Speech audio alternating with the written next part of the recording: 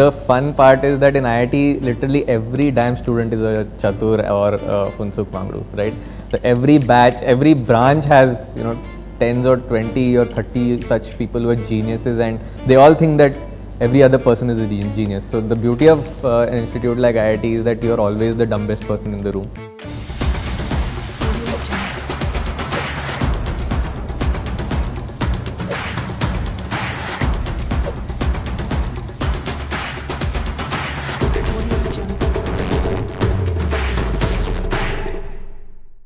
And how was the IIT days there? Once you get in, then you absolutely get to know that, for the 4 years or the 5 years, I don't know how much time you took, you are stuck here. There are two options or the choices that you have. One, you enjoy the kind of things that happen there. And second, you drag yourself through the days and then wait for the day when you will graduate and then you'll start something of your own or do something that you wanted to do. Right. So it was never the latter. Of course, when it comes to academics, it was in a way the latter, because very early on I realized that this is not something that I'm really passionate about.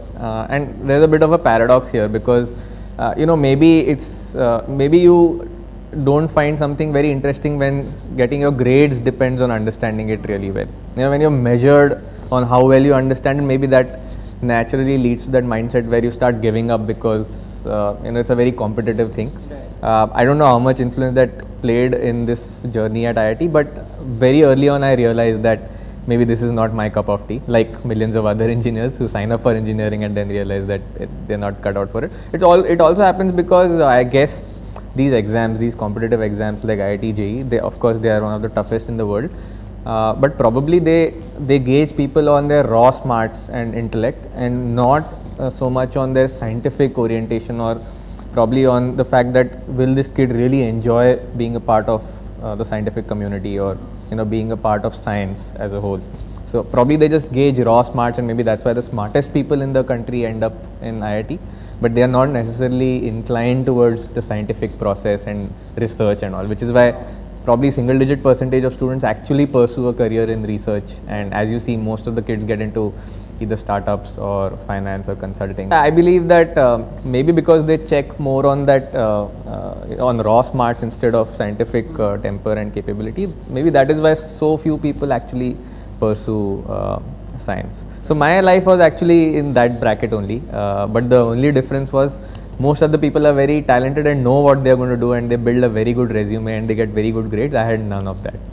I was totally clueless, and I was just meandering around with creative pursuits with absolutely no idea about what I want to do. So was there a Chatur in your IIT as well, or were you the Funsuk Mangdu of the IIT Bombay? I laughed at it because I was the exact opposite. I was probably the other two, Farhan and Raju, always at the last. Okay. Yeah. So and the fun part is that in IIT, literally every damn student is a Chatur or a Funsuk Mangdu, right?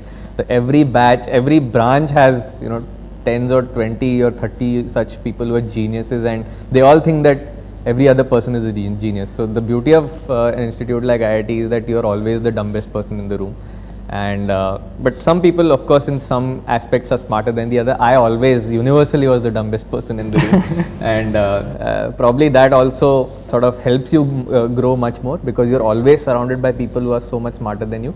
And not that I pursued scientific interests with them, but yeah, that was the situation in IIT. A lot of times what happens is people branch out because they do a lot of things on campus, and then they realize that this is my true calling. Were you also engaged in these kind of what we call the extracurricular activities? Right, so that's a good point. Actually, I was dabbling much more with everything else than with academics, and not in a planned way that maybe dabbling in 100 things will ultimately help me figure out something. So it was not a grand strategy that I was deploying. I was just randomly engaging in different creative pursuits in college. So I got into drumming. I was a lot into the music scene at IIT. Nice. Used to play at a lot of events. I was a lot into writing. So if you remember back in the day, Quora was just booming up. Booming, yeah. So I was writing a lot on Quora. I used to run a Facebook page in IIT where I used to write about the experience of IIT students, and I used to make a lot of memes. So I was a lot into, and on Facebook I used to write a lot of one-liner jokes and all, which would spread a lot in the campus, and that used to give me a lot of encouragement. So yeah, these random creative pursuits always kept me occupied, but not that I did it with a ultimate plan in mind. They were just happening, and in hindsight I believe that they did help me figure out ultimately the path that I was supposed to take. So, but did you not think of doing a master's degree after you were done with your IITs? Did you not think of going the next step, which is usually, I'm saying usually because a lot of people think that यार IIT करके फिर वो engineer की नौकरी करनी पड़ेगी, इससे अच्छा management कर लेते हैं, and then they get into the pursuit of another higher institute, which is the IIMs. There's another cutthroat competition that happens, and then they get through, and then they learn for another 2 years. Did that not happen for you? Was it a conscious choice that you took? So I had a 5-year course, by the way. So it was not that I failed an year and I had to repeat. Yeah, that was a question that I actually wanted to ask you, but I did not know how to put it. No, you can put it directly, because there's a good chance I would have failed. So there would be no offense in that question. But yeah, I had a 5-year course where 1 year was so you have an integrated course where you get a BTech as well as an MTech in 5 years instead of 6. So IIT has a lot of these dual degree courses. So I had a dual degree course. So by the end of 5 years, I also had a master's, which means nothing, but I did have one. So yeah, the fortunate thing was that we started the Minimalist in when I was entering my 4th year, or rather when I was entering my 5th year. So we started the Facebook page when I was in my 4th year, and it actually started as a company in the 5th year. So by the time it was time for the placements to happen, or for me to make a choice about, if not placements, then what is it, an MBA. By the time that time came, we already had a team of 15-20 people working with us, and we had clients, and we had cash flows and profitability and all that. So fortunately, I never had to confront that choice, and fortunately we had our parents' support also. So it never came to that point. But yeah, before we had started, when I was ending my 3rd year, and which is the time when people start really thinking about these things, and stop wasting their time and take a hard look at how they've wasted the last 3 years. That is when I remember there was one conversation with my parents, and they also asked me, do you want to do an MBA? And frankly, it would not have been a bad choice. If I had nothing else, maybe I would have opted for that or college placements. But were you consciously building Minimalist as well at that time, when you knew that there's a Facebook page that I've created, I don't know what the future will look like? There are a lot of companies that are also coming in. There are a lot of my friends who are getting good jobs from campus. What am I doing? Was this feeling not there present while you were at it? Yeah, it seems very surprising, but I wasn't really acting on those fears. I was just loitering away my time, and I started the Facebook page when I entered my 4th year, and my placements would have happened in 5th year. So I still had a bit of time to figure something out. So I had taken an internship at the end of my 3rd year. My co-founder Chirag had also taken an internship. We were traveling together to those internships, and it was in the course of those auto rides that we started discussing this idea, and we actually came up with the idea of starting a Facebook page.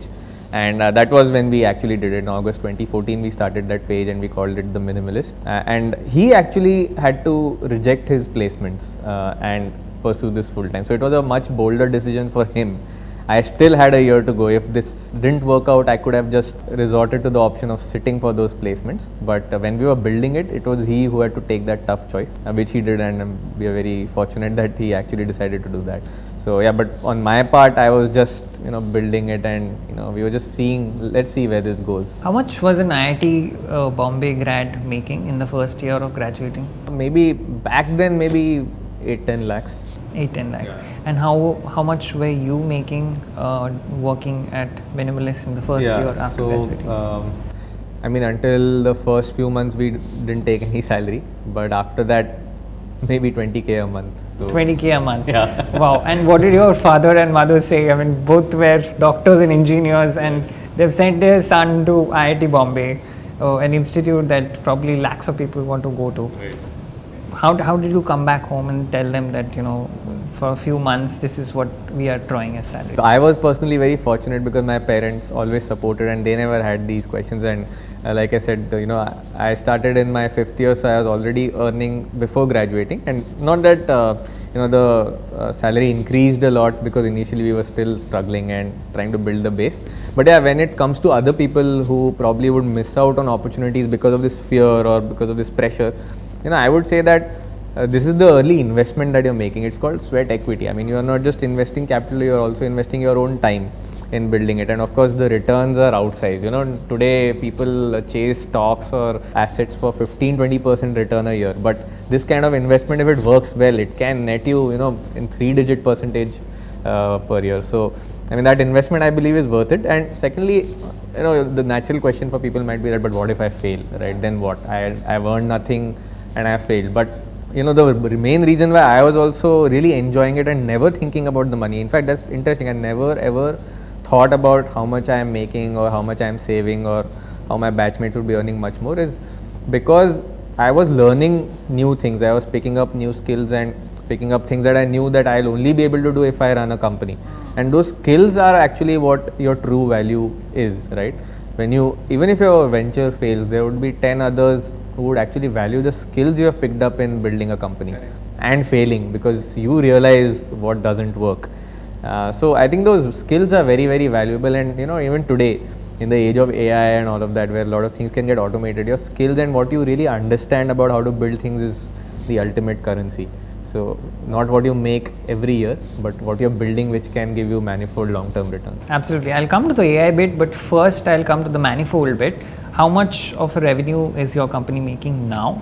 How much of that growth has happened from that time when Said was actually graduating from IITB with a salary of 20,000 per month? The last year we closed at around 21 crore, and hopefully this year we'll cross 30 crore.